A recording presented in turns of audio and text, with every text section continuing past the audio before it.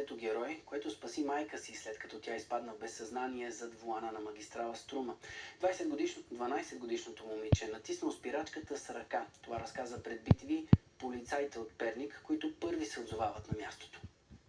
За пътните полицаи от Перник, случаят с 12-годишното момиче спряло само колата в аварийната лента е уникален за цялата им практика.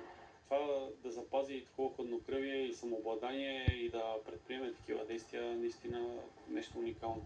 Много беше оплашена, ние постоянно я държахме в комуникация с нас. Уникално дете. Сигнала през 112 беше, че детенцето, което е на 12 години, управлява автомобила. Въобще не знаехме, че е в аварийната лента, че е спряло. Мислихме си, че движението си още продължава посока Перник. Не знаехме дали се намира на софийска територия на Пернишка. Просто бяхме готови да го търсим навсякъде. Когато намират автомобила, майката вече е в съзнание, но неконтактна, а детето силно оплашено.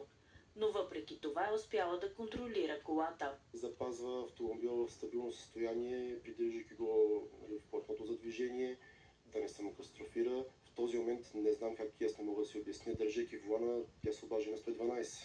Тук вече до втория момент, в който тя се сеща да натисне старт-стоп бутона на автомобила, за да загаси двигателя. Но автомобилът продължава движението си. Тя се протяга с ръка, натиска спирачката. В този момент вече разбирам от нея, че майка и така идва в съзнание. Екипът е категоричен, че момичето е спасило не само 2 живота, своя и на майка си, но и на шофьорите, които в този момент са пътували в този участък на магистралата. За BTV новините, Лора Костова.